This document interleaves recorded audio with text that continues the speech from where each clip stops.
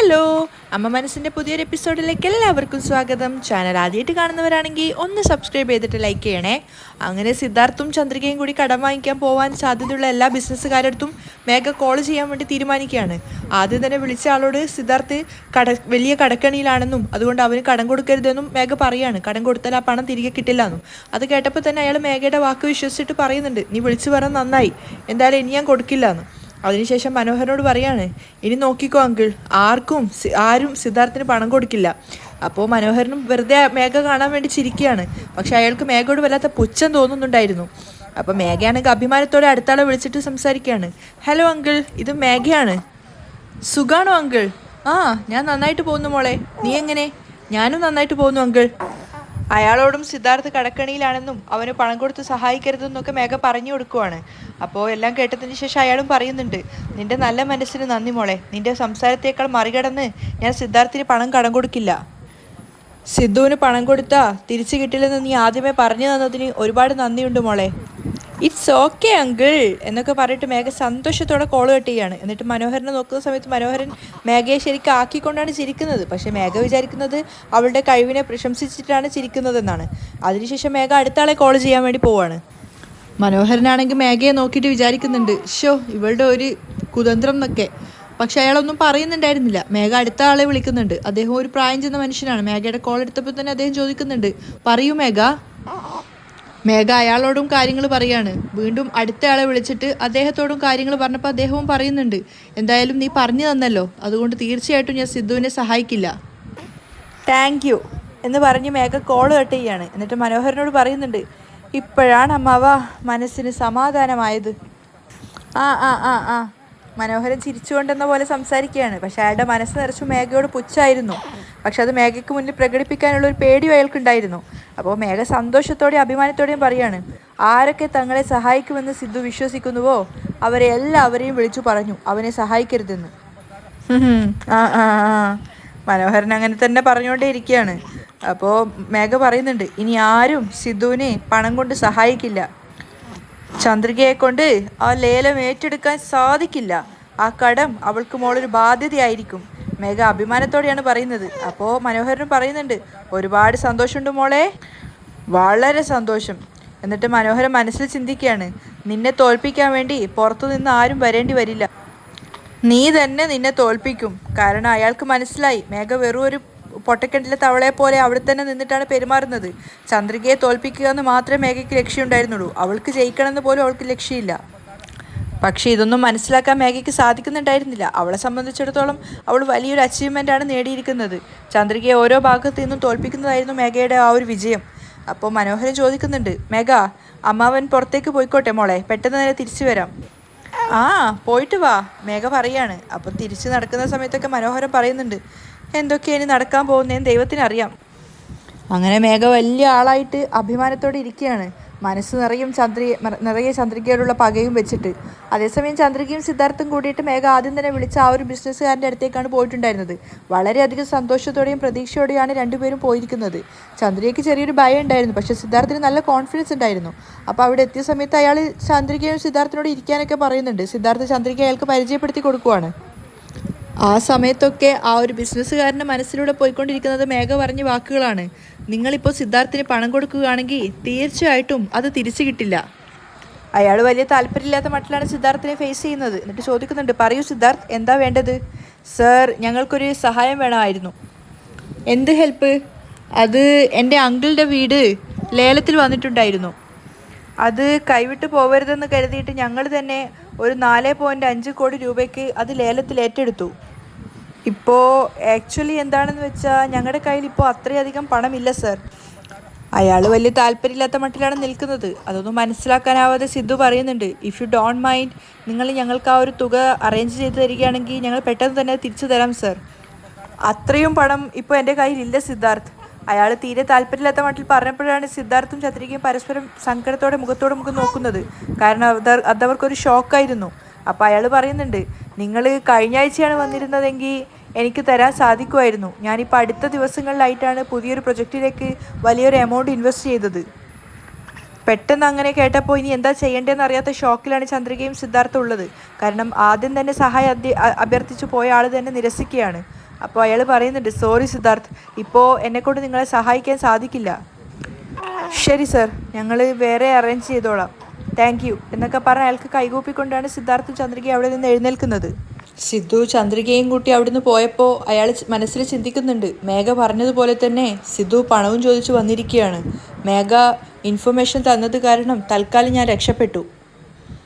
അയാൾക്ക് ശരിക്കും പറഞ്ഞാൽ സമാധാനമായിട്ടുണ്ടായിരുന്നു. പക്ഷേ ആ ഒരു ഓഫീസിൽ നിന്നും പുറത്തു വന്ന സമയത്ത് സിദ്ധാർത്ഥും ചന്ദ്രികയും ആകെ തകർന്നിട്ടാണ് ഉണ്ടായിരുന്നത്.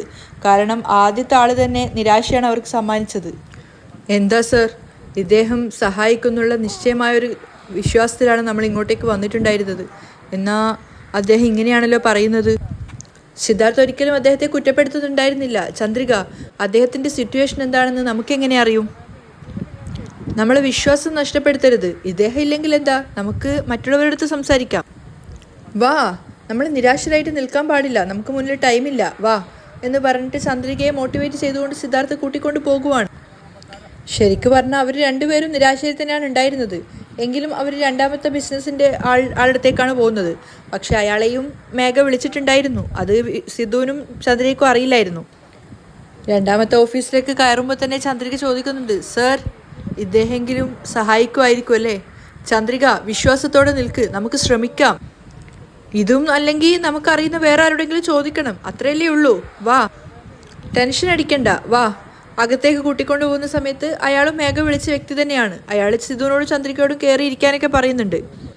പക്ഷെ അയാൾ അറിയാതെ ഒരു വിഡിത്തം പറഞ്ഞു പോയിട്ടുണ്ടായിരുന്നു. നിങ്ങൾ വരുമെന്ന് ഞാൻ പ്രതീക്ഷിച്ചിട്ടുണ്ടായിരുന്നു. അത് കേട്ട സമയത്ത് ചന്ദ്രികയും സിദ്ധാർത്ഥും പരസ്പരം മുഖത്തോട് മുഖം നോക്കുവാണ്. കാരണം അവർ പോകുന്നുള്ളത് അയാൾ പ്രതീക്ഷിക്കേണ്ട ആവശ്യമില്ലല്ലോ. അവരോട് രണ്ടുപേരോട് ഇരിക്കാൻ പറഞ്ഞ സമയത്ത് സിദ്ധാർത്ഥ തൻ്റെ സംശയം പ്രകടിപ്പിക്കുകയാണ്. സർ, എന്താ സർ പറഞ്ഞത്? ഞങ്ങൾ വരുമെന്ന് സാറിന് എങ്ങനെ മനസ്സിലായി? അപ്പോൾ അയാളാണെങ്കിൽ വീണെടുത്ത് കേടന്ന് ഉരുളുന്ന പോലെയാണ് സംസാരിക്കുന്നത്. അതെന്താണെന്ന് വെച്ചാൽ നമ്മളെല്ലാവരും ഒരു നാട്ടിൽ തന്നെയാണല്ലോ ഉള്ളത്. നിങ്ങളുടെ പ്രശ്നം എന്താണെന്ന് എനിക്കറിയാത്തതല്ലല്ലോ. എന്നാലും നിങ്ങൾ പറയൂ. അപ്പോൾ ചന്ദ്രികയെ നോക്കിക്കൊണ്ട് സിദ്ധു പറയുന്നുണ്ട്, സർ, അങ്കിളുടെ വീട് ലേലത്തിൽ വന്നു. വീട് പുറത്താരുടെയും കയ്യിൽ ആകരുതെന്ന് കരുതിയിട്ട് ഞങ്ങൾ 4.5 കോടി രൂപയ്ക്ക് ലേലം വിളിച്ചെടുത്തു. പക്ഷേ പെട്ടെന്ന് തന്നെ ആ 4.5 കോടി രൂപ കൊടുത്തിട്ട് ആ വീട് എടുക്കാനുള്ള ഫണ്ട് ഞങ്ങളുടെ കയ്യിലില്ല. അതുകൊണ്ട് ഞങ്ങൾക്ക് അറിയുന്ന ആളുകളുടെ അടുത്തുനിന്നെല്ലാം കുറച്ച് പണം വെച്ച് വാങ്ങിയിട്ട് ആ ഒരു വീട് തിരിച്ചെടുക്കാമെന്ന് കരുതിയിട്ടാണ് ഞങ്ങൾ നിങ്ങളുടെ അടുത്തും വന്നിരിക്കുന്നത്. എങ്ങനെയായാലും 1 വർഷം കൊണ്ട് ഞങ്ങൾ എല്ലാവരുടെയും കടം തീർക്കും സർ. ചന്ദ്രികയും പ്രതീക്ഷയോടെ അയാളുടെ മുഖത്തേക്ക് തന്നെ നോക്കി നിൽക്കുവാണ്. അയാളുടെ മനസ്സിലും മേഘ പറഞ്ഞ കാര്യങ്ങൾ തന്നെയാണ് പോയിക്കൊണ്ടിരിക്കുന്നത്. സിദ്ധുവിന് കടം കൊടുത്താൽ തിരിച്ചു കിട്ടില്ല എന്നുള്ളത്. അതുകൊണ്ട് തന്നെ അയാളും സിദ്ധാർത്ഥിനോട് വലിയൊരു കള്ളം തന്നെയാണ് പറയുന്നത്. നിങ്ങൾ തിരിച്ചെനിക്ക് തരുമെന്നൊക്കെ എനിക്കറിയാം സിദ്ധു, പക്ഷേ ഇപ്പോൾ ഇത്രയും വലിയൊരു തുക എൻ്റെ കയ്യിലില്ല. അയാളും ആരോ പറഞ്ഞു വെച്ചതുപോലെ കയ്യിൽ പൈസ ഇല്ലയെന്ന് പറഞ്ഞത് കേട്ടപ്പോൾ സിദ്ധുവും ചന്ദ്രികയും ആകെ ഷോക്കായി പോകുകയാണ്. കാരണം പോകുന്ന സ്ഥലത്ത് നിന്നൊക്കെ ഒരുപോലെയുള്ള മറുപടിയാണ് കിട്ടിക്കൊണ്ടിരിക്കുന്നത്. ആർക്കും പണം തരാൻ താല്പര്യമില്ലാത്തതുപോലെ. അപ്പോൾ അയാൾ വേറൊരു കള്ളം പറയുകയാണ്. പിന്നെ ഫാമിലി കുറച്ച് ഇഷ്യൂസ്, പിന്നെ ബിസിനസ് പുതിയതായിട്ട് തുടങ്ങിയത്, എല്ലാം കൊണ്ടും പണത്തിന് കുറച്ച് ബുദ്ധിമുട്ട് വന്നു. സിദ്ധു വീണ്ടും സങ്കടത്തോടെ ചോദിക്കുന്നുണ്ട്, സർ, ഫിനാൻസ് അങ്ങനെ എന്തെങ്കിലും പോസിബിലിറ്റി ഉണ്ടോ? പക്ഷെ അയാൾ തീർത്തും കൈയൊഴിയാണ്. സോറി സിദ്ധു, എൻ്റെ കയ്യിൽ യാതൊരു നിർവാഹവും ഇല്ല. ഞാൻ മുൻപുണ്ടായിരുന്നത് പോലെ ആയിരുന്നെങ്കിൽ എനിക്ക് 2 കോടിയെങ്കിലും നിങ്ങൾക്ക് തന്ന് സഹായിക്കാൻ സാധിക്കുമായിരുന്നു. എന്നാൽ എൻ്റെ ഇപ്പോഴത്തെ അവസ്ഥ വളരെ മോശമാണ്. ഞാൻ തന്നെ വളരെ മോശമായൊരവസ്ഥയിൽ കൂടിയാണ് കടന്നു പോകുന്നത്. നിങ്ങൾ വേറെ ആരോടെങ്കിലും ഒന്ന് ചോദിച്ചു നോക്കൂ പ്ലീസ്. ചന്ദ്രിക നിരാശയോടെ സിദ്ധുവിനെ നോക്കുകയാണ്. അപ്പോൾ സിദ്ധു പറയുന്നുണ്ട്, ശരി സർ, താങ്ക് യു. എന്നിട്ട് ചന്ദ്രികയും വിളിച്ചുകൊണ്ട് അവിടുന്ന് എഴുന്നേൽക്കുകയാണ്. അടുത്ത ആളടുത്ത് പോയിട്ടും സിദ്ധുവും ചന്ദ്രികയും ഇതുപോലെ കാര്യങ്ങളൊക്കെ വിശദീകരിച്ച് പറഞ്ഞു കൊടുക്കുകയാണ്. പക്ഷേ അവിടെയും നിരാശ തന്നെയായിരുന്നു ഫലം. അവരും ഇതുതന്നെയാണ് പറയുന്നത്, സിദ്ധാർത്ഥ്, ഇപ്പോൾ എൻ്റെ അടുത്ത് അതിനും മാത്രമുള്ള പണമില്ല. ഞാൻ വല്ലാത്തൊരു ഡള്ളായ അവസ്ഥയിലാണുള്ളത്. നിങ്ങൾ വേറെ ആരോടെങ്കിലും ചോദിച്ചു നോക്കൂ. എന്നിട്ട് അയാൾക്കൊരു കോൾ വന്ന സമയത്ത് അയാൾ പറയുന്നുണ്ട്, സിദ്ധു സർ, ഒരു അർജൻറ്റ് കോളാണ് എന്ന് പറഞ്ഞിട്ട് അവിടെ നിന്ന് എഴുന്നേറ്റ് പോവുകയാണ്. പിന്നെ അവിടെ ഇരുന്നിട്ട് കാര്യമില്ലെന്ന് സിദ്ധാർത്ഥിനും മനസ്സിലായി. അപ്പോൾ ചന്ദ്രിക സിദ്ധാർത്ഥിനോട് പറയുന്നുണ്ട്, എന്താ സർ ഇത്? നമ്മൾ വലുതായിട്ട് വിശ്വസിച്ചിട്ടുണ്ടായിരുന്ന ആരും തന്നെ നമ്മളെ സഹായിക്കുന്നില്ലല്ലോ. എന്തോ പറഞ്ഞു വെച്ചത് മാതിരി ഇല്ല എന്ന് മാത്രമാണല്ലോ പറയുന്നത്. ഇപ്പോൾ പണത്തിന് വേണ്ടി നമ്മൾ എന്താ സർ ചെയ്യുക? അപ്പോൾ സിദ്ധാർത്ഥ് പറയാണ്, ചന്ദ്രിക, ജീവിതത്തിൽ എപ്പോഴും നമ്മൾക്ക് വിശ്വാസം മാത്രമാണ് ബാക്കിയുണ്ടാവേണ്ടത്. ആ വിശ്വാസം നമുക്കൊപ്പം ഉണ്ടെങ്കിൽ നമുക്ക് ശ്രമിച്ചുകൊണ്ടേ ഇരിക്കാൻ സാധിക്കും. ആ വിശ്വാസം നമുക്ക് നല്ലതുപോലെയുണ്ട്. അതുകൊണ്ട് തീർച്ചയായിട്ടും നമ്മളെ ആരെങ്കിലും ഒരാൾ സഹായിക്കും. ശരി ചന്ദ്രിക, വാ പോവാം. സിദ്ധാർത്ഥും ആകെ തകർന്നിട്ടുണ്ടായിരുന്നു. അങ്ങനെ പിന്നെ പിറ്റേന്നാണ് അവർ വീണ്ടും ഇറങ്ങുന്നത്. അപ്പോൾ അടുത്ത ആളെടുത്ത് പോകുന്ന സമയത്തും മേഘ വിളിച്ച ആൾ തന്നെയാണ്. അപ്പോൾ സിദ്ധു വീണ്ടും ചോദിക്കുന്നുണ്ട്, സർ വേറെ എന്തെങ്കിലും ഒരു പോസിബിലിറ്റി ഉണ്ടോ എന്ന് നോക്കൂ സർ.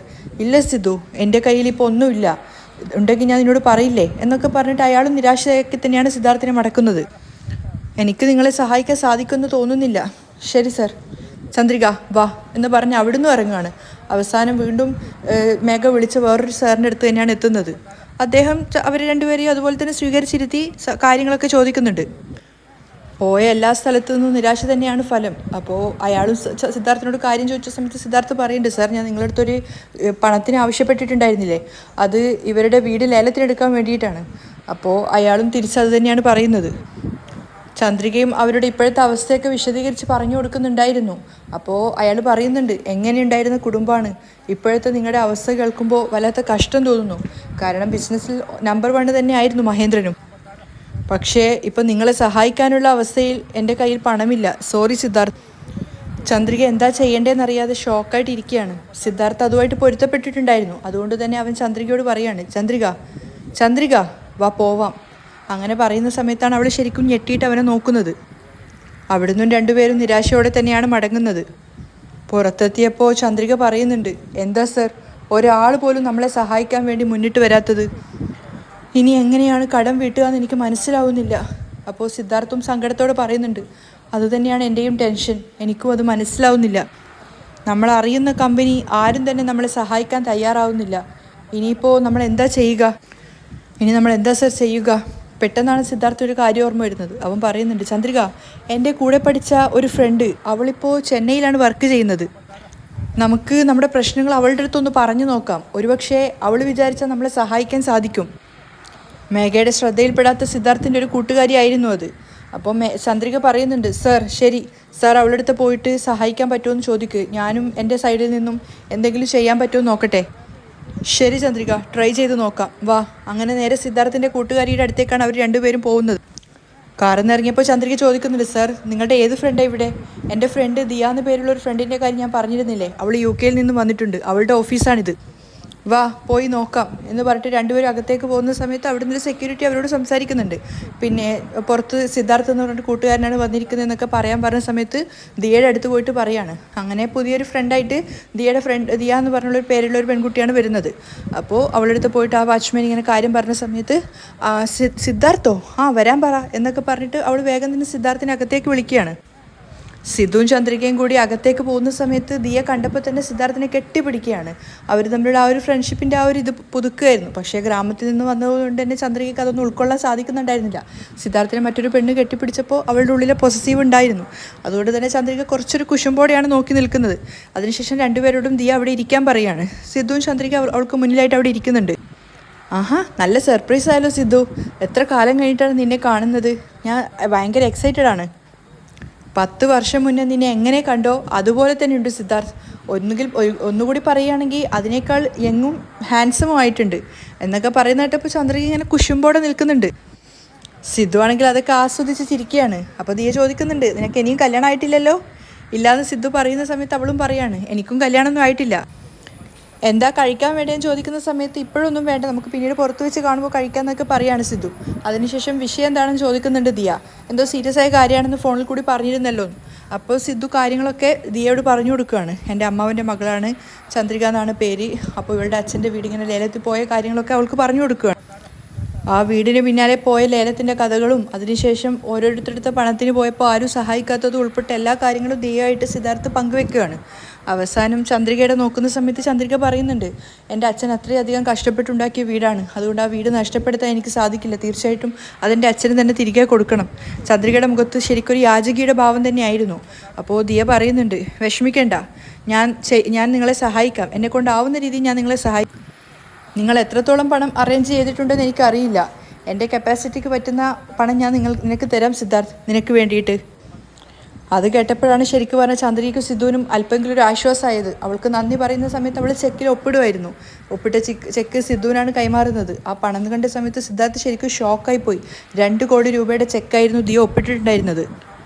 അവരുടെ രണ്ടുപേരുടെ അമ്പരപ്പ് കാണുന്ന സമയത്ത് ദിയ പറയുന്നുണ്ട്, എൻ്റെ കയ്യിൽ ഒരുപാട് പണം ഉണ്ടായിരുന്നെങ്കിൽ ഞാൻ ഇനിയും തരുമായിരുന്നു, പക്ഷേ ഇപ്പോൾ എൻ്റെ കയ്യിൽ ഇതേ ഉള്ളൂ. ഇറ്റ്സ് ഓക്കെ ദിയ, നീ ഇത്രയധികം ചെയ്തത് തന്നെ വളരെ വലിയ കാര്യമാണ് എന്ന് സിദ്ധാർത്ഥ് മനസ്സിൽ തട്ടിയിട്ടാണ് പറയുന്നത്. കാരണം അത്രയധികം പണം അവൻ പ്രതീക്ഷിച്ചിട്ടുണ്ടായിരുന്നില്ല. ചന്ദ്രികയും അതുകൊണ്ട് തന്നെ ചന്ദ്രിക അവളോട് നിറഞ്ഞ കണ്ണുകളോടെ നന്ദി പറയാണ്. ആരും തന്നെ സഹായിക്കില്ലല്ലോ എന്ന് ഓർത്തിട്ട് വല്ലാതെ മനസ്സ് വേദനിച്ചിട്ടുണ്ടായിരുന്നു. ദയവായിട്ടാണ് നിങ്ങളെ കൊണ്ട് എത്തിച്ചത്. ഇത്രയും വലിയൊരു സഹായം നിങ്ങൾ ചെയ്യുന്ന സ്വപ്നത്തിൽ പോലും കരുതിയില്ല. ബാക്കിയുള്ള പണം ഞങ്ങൾ എങ്ങനെയെങ്കിലും അറേഞ്ച് ചെയ്ത് ആ വീട് എൻ്റെ അച്ഛന് ഞങ്ങൾ തിരിച്ചു കൊടുക്കും. ഇപ്പം എനിക്കൊരു വിശ്വാസം വന്നിട്ടുണ്ട്. അപ്പോൾ ദിയ പറയുന്നുണ്ട്, സിദ്ധാർത്ഥിനെ പോലൊരു കൂട്ടുകാരൻ നിങ്ങളുടെ കൂടെ ഉണ്ടാകുമ്പോൾ നിങ്ങൾ ഒന്നിനെക്കുറിച്ചും ആലോചിച്ച് സങ്കടപ്പെടേണ്ട. അവൾ സിദ്ധുവിനെ പുകഴ്ത്തിക്കൊണ്ട് സംസാരിച്ചത് ചന്ദ്രയ്ക്ക് അത്ര പിടിച്ചിട്ടുണ്ടായിരുന്നില്ല. അപ്പോൾ ദിയ പറയുന്നുണ്ട്, ഇന്ന് തന്നെ ബാങ്ക് കൊണ്ടുപോയി കൊടുത്തിട്ട് ഈ ചെക്കിലെ ഫുൾ എമൗണ്ട് നിങ്ങൾക്ക് വിഡ്രോ ചെയ്യാം.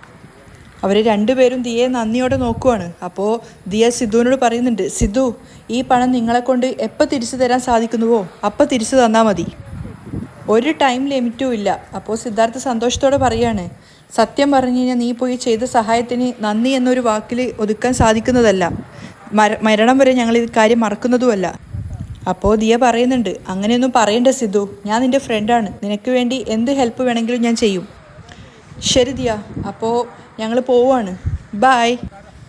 ദിയ എഴുന്നേറ്റിട്ട് അവർക്ക് രണ്ടുപേർക്കും കൈ കൊടുക്കുവാണ്. അങ്ങനെ ചന്ദ്രികയും സിദ്ധു അവിടെ നിന്ന് ഇറങ്ങുന്നുണ്ട്. ദിയയും അവരെ സഹായിക്കാൻ പറ്റിയതോർത്തിട്ട് ആത്മസംതൃപ്തിയോടെ ഇരിക്കുകയാണ്. അവിടെയാണ് ഇന്നത്തെ എപ്പിസോഡ് വൈൻഡപ്പ് ചെയ്യുന്നത്.